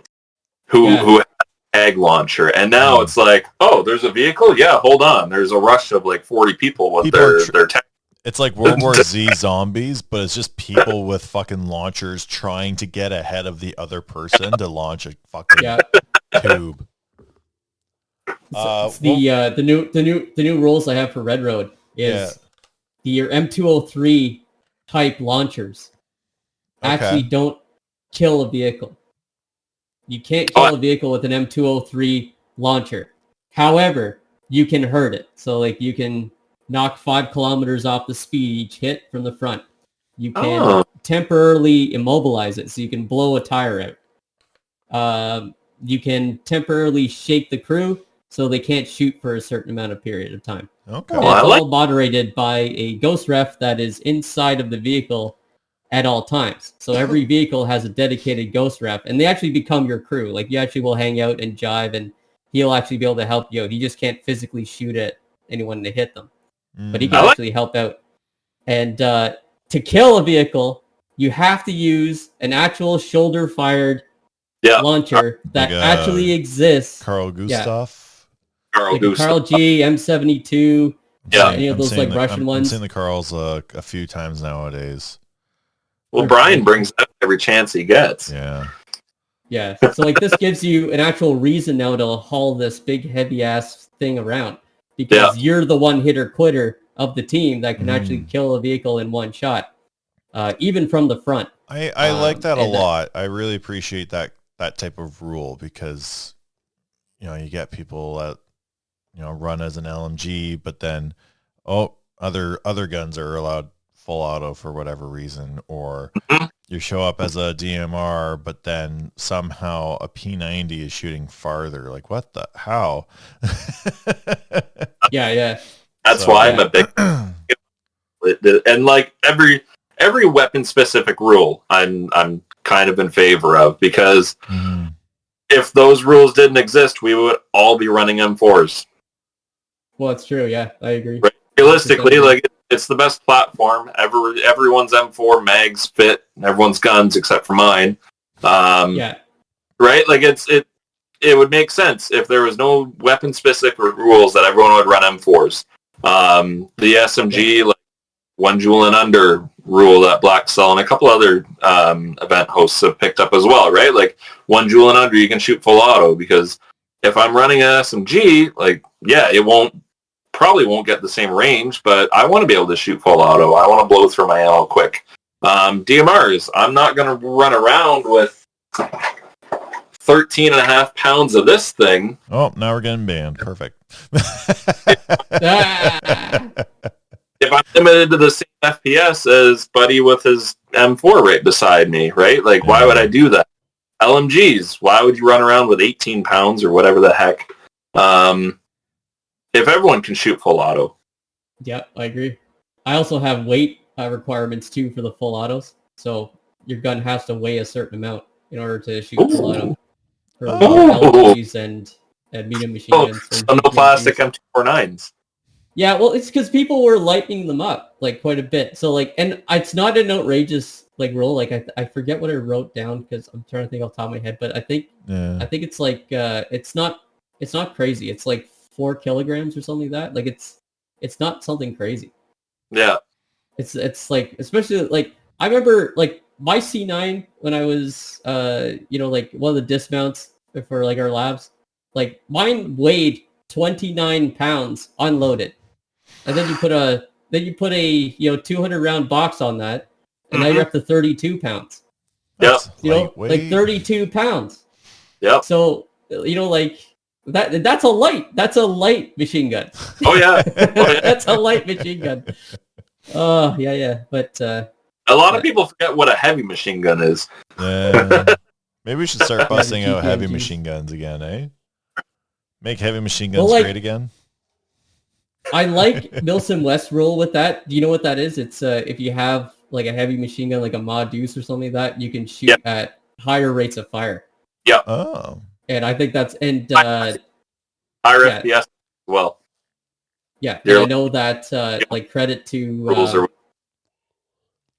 like credit to Rainman, the guy who runs Nightfall, but I mean, like, he incorporates that rule, but people don't even know that it's in there, except for us who have a vehicle for our team, warloggers, because like we use it almost every year, and that's why we're like, it shoots so fast. Why does it shoot so fast? It can't shoot that fast. Like, well, it's the HMG rule, and it's a Ma Deuce machine gun. It's in there. So yeah, people. Like our read the rules closely, you'll see that you're allowed to do that, and you're not allowed to wear shorts. Yeah, we have a guy in our team that... No, that was in there the whole time. Not according to my brain. Yeah. We got a guy in our team, he designed the Browning machine gun from scratch, like the whole thing. Like he does design work and like 3D printing work for the nuclear isotope facility in Deep River up here. Okay. And it's Giant Dwarf is his nickname, but or Ethan. But yes, he designed the whole thing, and he got all like it out of like stamped like aluminum parts and everything else, and designed the whole thing in CAD himself and put it all together, and it looks legit. Like it looks like a real like Ma Deuce 50 cal, like in every way, shape, and form. It's a 1-to-1 scale. Cool. And one guy was just like, can I buy this? Like, is this something that we could sell? And I don't know. He should though. He honestly should. He designs all kinds of stuff. He'll sell like 2 and just be happy about it. Oh man. It's so much work though. Like it's so much Yeah. work to put those things together, but man, it looks sick. I can only imagine. Yeah. That's what we need for ours. A 50 cal? Yeah. I think we Just I don't know got. where- carry it. I think we gotta figure out the bugs out of it first. It's Your only a, vehicle? What's that? yeah. Yeah. For like the vehicle, like is it engine related or a weapon? Oh no, and just internal crap. It exceeded my expectations in like every way. That's good. Just we want to change around like how the seating inside works because it got uncomfortable after a couple of hours. And just little changes that I knew we'd have to make. Yeah, we kept it pretty plain inside because we knew there'd be stuff that we would discover like mid-game at Gunrunner that like, oh, I want to, put this here. I want to move this and whatever. So we left it very bare bones inside. And now haven't gotten around to making those changes, but that's a over the winter problem. Yeah, the vehicle's not in my driveway anymore. Yeah, that too. And it's and now it's at Porter's house where there's room to work on it. Yeah. No, it ran perfectly. Yeah, we still got to figure out where to put the coffee maker in it. That's critical. You need that. Yeah. Honestly, wood stove in the back. Yeah. You know what? The last fucking hour of Narco this year, the guys are out making another one of like 50 fucking deposits that they did, and Caleb, I'm shut up. You keep cutting out anyways, you idiot. So fucking no. We send the last of our fucking 5-8 people, whatever it was, to make a final big push and all this kind of shit, and it's the last hour before the game's end, and I'm just kind of like looking around like, what the fuck do I do right now? Like I feel like I gotta be busy because I'm just overthinking shit now. I'm like, oh, fuck, I'm gonna make a coffee. So I'm like, Steve, you want a coffee? He's like, yeah. I'm fucking making a coffee over here. So I just made a couple of coffees we just fucking hung out. And once I finished my coffee, all I hear on the radio is, does Command want to come out and give us some backup, please? And I'm like, fuck it. All right, let's go. Steve didn't even put a battery in his gun. Like he forgot to completely do all that. So he just went out with a grenade in each hand and was just ready to rock. And I'm like, do you want my pistol? And he's like, nah, I'm good. I'm like, you're a fucking lunatic. I love that guy. He's insane. Yeah, speaking of critical components on the vehicle, our heater went at Northern Thunder. That's Canoff's game. You're fun. Dude, we have... Well, the reason why the heater went out wasn't that the heater didn't work. No, it worked, but a mouse or something built a nest in there. So when you turn the heater on, you're gassed out by the smell of like rodent piss. To such a degree where like you wanted to vomit. And we just like, nope, I'll just be cold because that's far better than smelling this shit. Our vehicle has heat and AC, so the air conditioning was nice. It's good all year long. Nice. We're like the little rhino in Ace Ventura, too. We're like the little fan ghost. That's like ours inside our vehicle. And it does go out.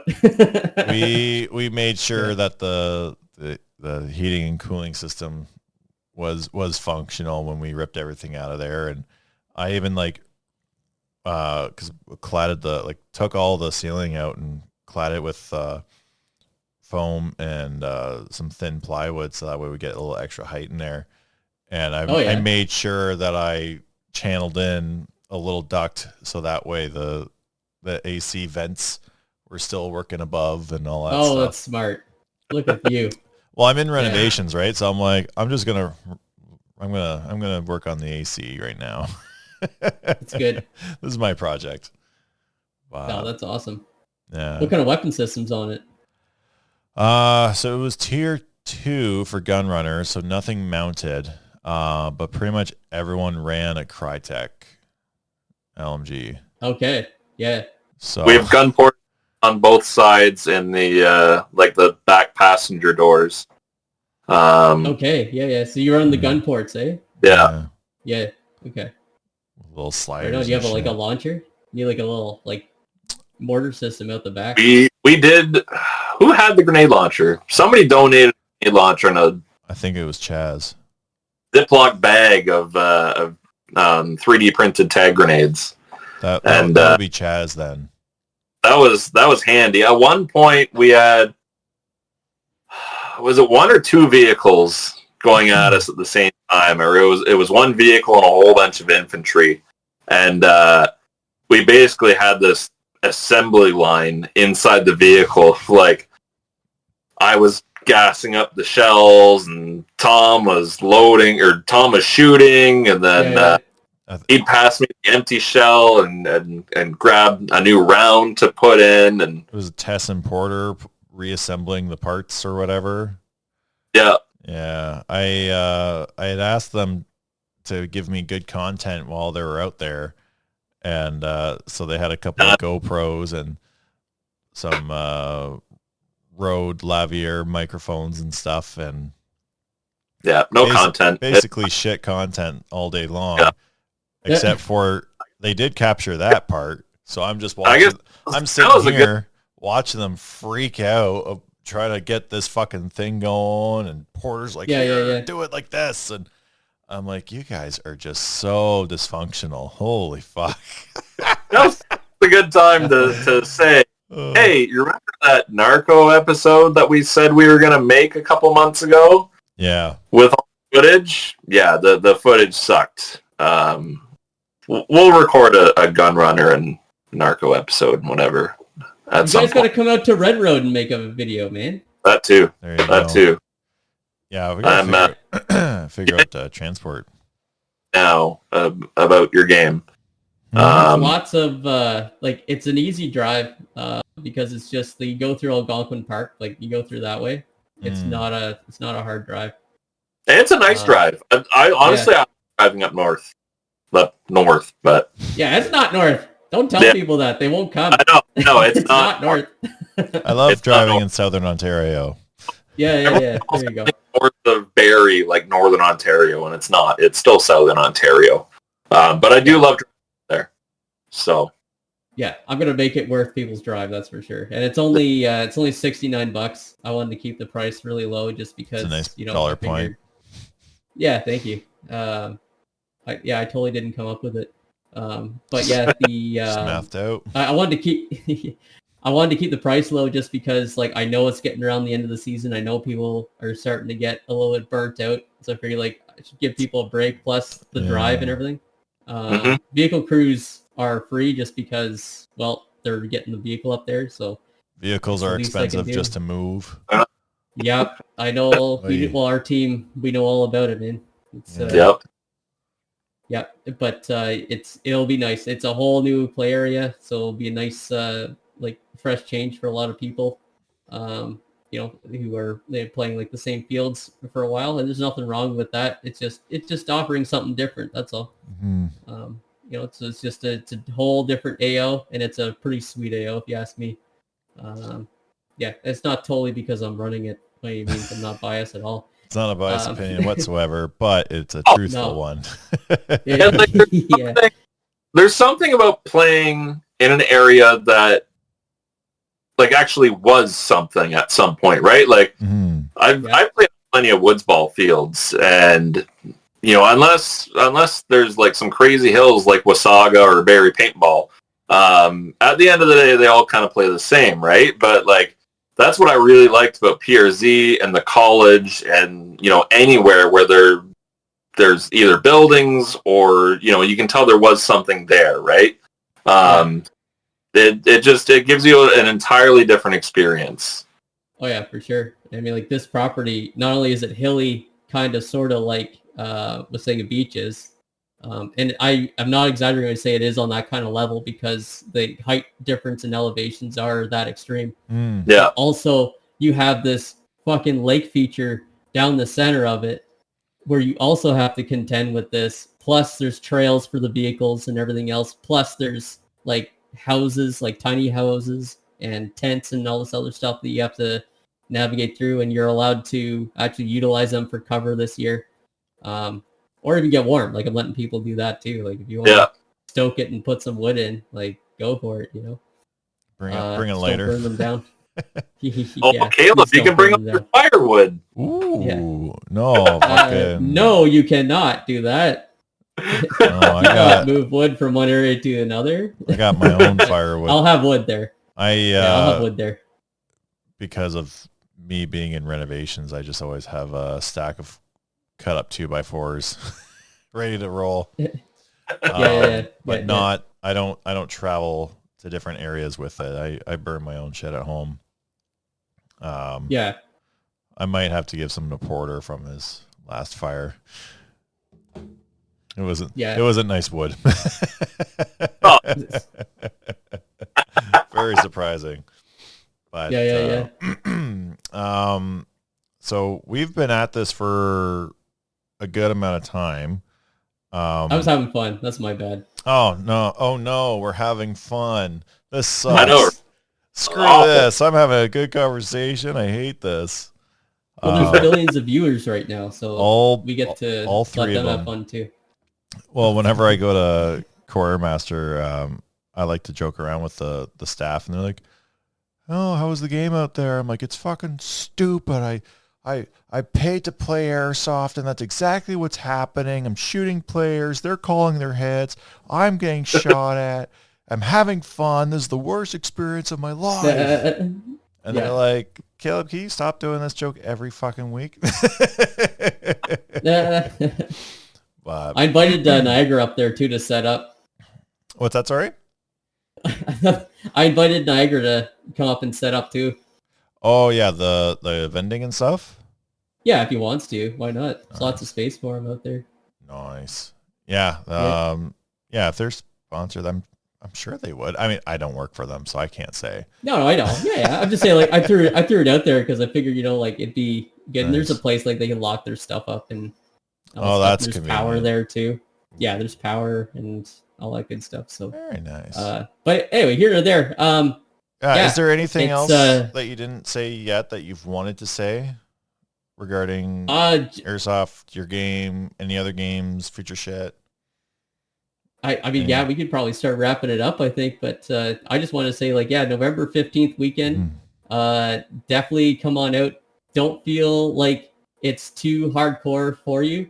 If you're thinking like that and you want to take it seriously, that's the kind of people that I want at this anyway. So even if you don't have the experience, you have the mindset of, hey, like, I want a challenge and I want to do this and I want to try to do well.